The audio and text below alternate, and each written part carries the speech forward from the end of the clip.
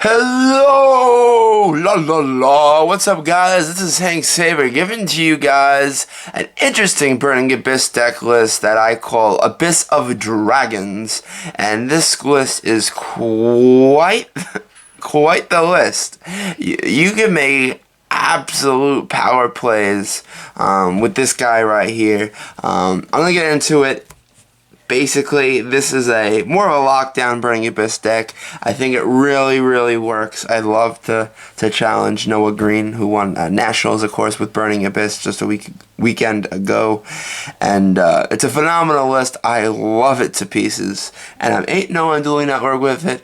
I have not lost a match unrated with against Necros. I believe I beat 4 Necros players. But this list is insane. And so we're going to go through the choices one by one. So here we go, guys. Alright.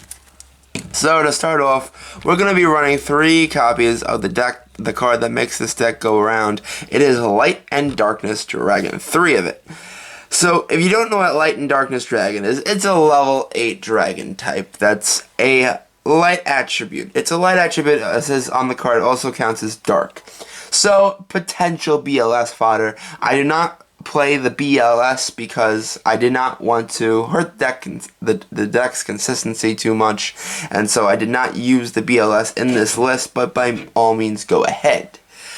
So talking about the card, Light and Darkness Dragon, basically it's a level 8. It takes 2 tributes to summon it. It cannot be special summoned while this card is face up on the field. Its attribute is also treated as dark. When a spell or trap is activated or the effect of an effect monster is activated, that activation is negated and this card loses 500 attack and defense. When this card is destroyed and sent to the graveyard, select one monster in your graveyard, then destroy all cards you control and special summon that monster. This card is the boss.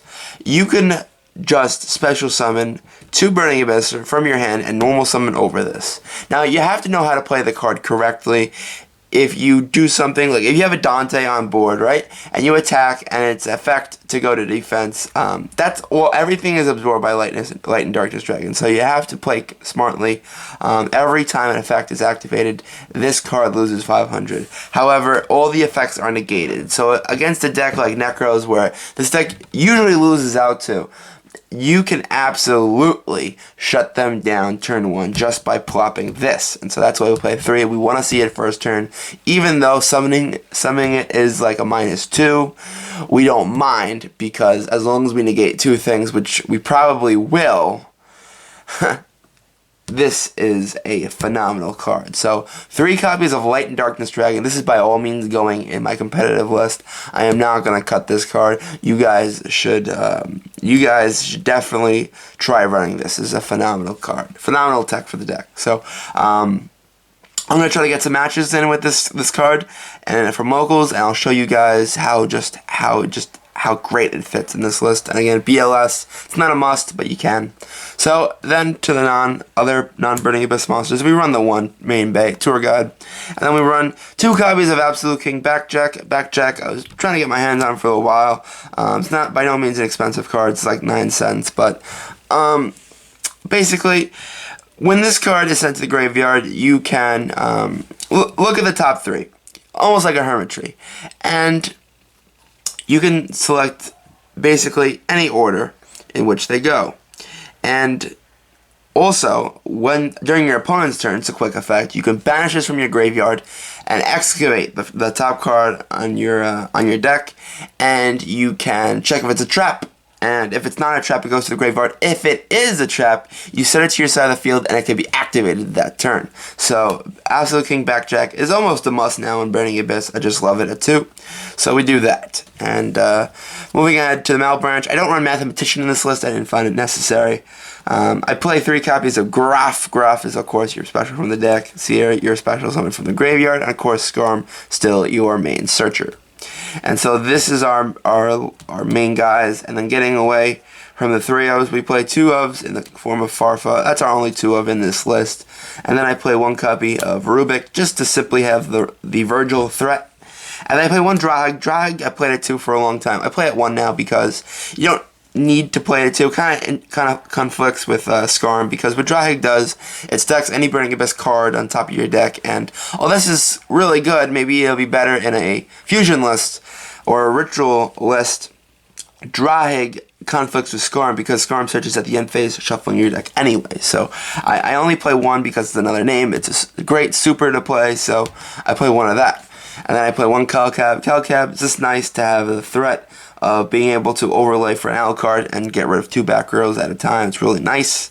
And I play, of course, the MVP of Nationals, Barbar. I only play one of it in this list to have it as a name, but you can bump it up to 2 maybe. So we do play the one Barbar, of course, which when it's sent to the graveyard, you can banish up to 3 cards from your Burning Abyss cards other than this card. Burning Abyss cards from your graveyard, banish them, and inflict 300 for each one. So if you send it to the graveyard, you can banish 3 other Burning Abyss cards and inflict 900 to your opponent. So that's what Barbar does. Kind of new guys don't know what all these guys do at first, and so you have to read the cards. You have to read the cards. And so we play that. And now getting into the green cards. We play 2 copies of Mass Change Second. Of course, Dark Law is still a great card. I doubt it get hit. I kind of want it to get hit for a lot of my deck's sake, but I don't like Dark Law. I like playing it, though, and we play 2 copies of Mass Change Second. Then I play the one Foolish Burial. Foolish Burial, just your utility card. You can use it for anything. I actually usually dump Skarms or something like that. I actually find myself dumping Backjacks now, so interesting card, but I love playing it. And then I play 1 copy of Raigeki and 2 copies of the Dark Hole, just to get rid of Jinlock threats, because Jinlock does somewhat hurt this deck, but not as much as it does others, because we do play traps to get rid of it as well. So we play this. So that's it for the spells. Pretty nice and easy, nice and simple. For the traps, we run 3 copies of Mind Crush. Finally got the third. The third Ultra. Just nice being able to establish a board of a Dante and a Mind Crush. Pretty big threat to get over, so I do play the 3 Mind Crush. Of course, it's good, relevant against any deck outside of Shadal's. Then I play 2 copies of Karma Cut. Karma Cut's a really good card. Just being able to banish their stuff, not being able to recur, especially against the Necros matchup. They're not able to search, to banish it, to search with a mirror, or to, use it for Necros Mirror or something like that. It's really good card. So Karma Cut, a little bit better than Wing Blast, especially against the Necros matchup. So we do play the 2 copies of Karma Cut. Then I play 2 copies of Fiend Griefing. Fiend Griefing, you see a lot of people play. A lot of people, I feel like, don't know what it does. If you don't know what it does, basically, you can target 1 monster in your opponent's graveyard, shuffle it to the deck. That is a cost. So you can play this in any deck, essentially. And then you can send 1 Fiend type monster. You can send 1 Fiend type monster from your deck to the graveyard. So a great card. I like it. I would actually compare this card to Sinister Shadow Games for the deck, but it's a great card, almost like a Foolish Burial, and it quite fit the third. I thought the third would clog, but I play 2, so 2 is nice.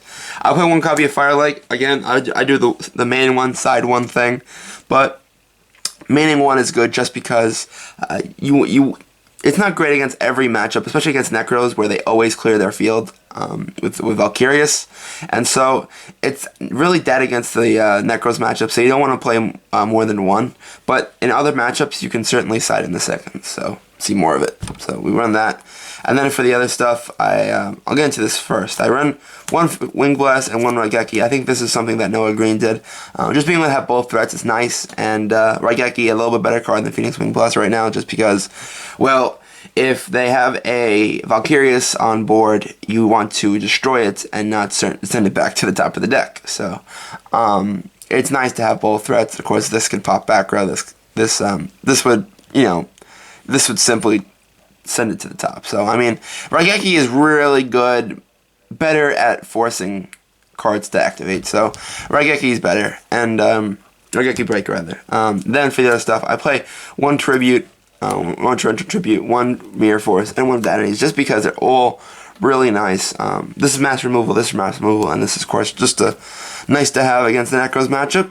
Being able to have one of their mirrors to fizzle, so we play that. I don't know why just everything flipped over. For the extra deck monsters now. Pretty simple. We want 3 copies of the Dante, the Traveler of the Burning Abyss. Dante is Dante. He's the guy. He is still your main go-to Xyz out of the extra deck. So, yeah, you're gonna plop these as much as possible. If you draw into Light and Darkness Dragon, it's really still good to try to get something out of it, and then if you contribute it, Light and Darkness Dragon, search something with Dante, really good. So we do play that. We play the 1 Virgil just because Virgil isn't as useful as it used to be. You only play the 1 Rubik, so Virgil you rarely see. I say you maybe see it once every 2 matches now, so it's less relevant but still good. And I played 2 Downard. Noah Green played 3. I don't really quite understand. I don't think you need 3. Maybe it's just the nature of this list where you only need 2 for the. Of course, you have Light and Darkness Dragon. You're going to be tripping a lot of your Dantes, a lot of your Xyzs. So we play the 2 Downard. So I'm getting this stuff off the shot right here. Then I play the 1 F-Zero, Utopic Future. Basically, 2 non-number Xyzs, overlay them, make this attack into something. You get it to the end of the turn. So it's like a Goyo Guardian almost. That's basically what it does. And if it would be destroyed, attach 1 instead. So and the monster that you would attack into goes back to the airfield at the end phase. So that's Utopic Future. I play 1 Alucard just because back row. And then I play 1 Zen Mains to get rid of threats, 1 Engineered because it messes up Valkyrius. If you attack into it and they chain Valkyrius, you can simply chain its effect to change defense, so it's not considering negating the attack. And you still get to go in with your battle phase. So we play the Mech-equipped Engineer. Then I play 1 copy of Giga Brilliant. Again, just another card they can attach with. It's nice. It's if you're playing BLS, which I don't, it's a light, so that's nice. And then for the other stuff, I play 1 number 30 Acid Golem Destruction, and then I play 1 Nightmare Shark. Both are good. This is for the O2K. This is for finishing off your opponent. Burn for damage. And then to round off the list, I play 2 copies of the Masked Hero Darklaw. So that's the list, guys. I hope you guys enjoyed it. I just love Light and Darkness Dragon in this list. I think it's so phenomenal as effect negation. I know there have been other things played like Spell Canceller and stuff like that. This is simply better because it negates traps and monster effects. So it's really hard for a lot of decks to get over this card. I think that maybe the only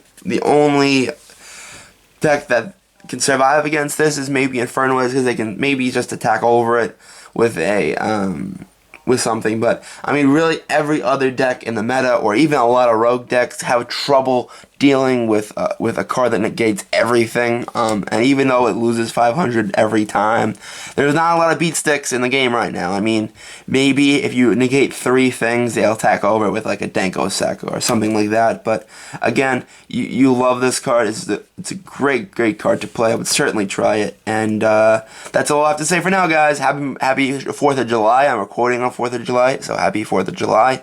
And I'll see you guys in the future. Peace, guys. Deuces. Don't forget to friend me on Facebook, join my group, The Titan Takeover, as well as the Ignoble Lifestyle Facebook group, and subscribe. Thank you, guys. Peace.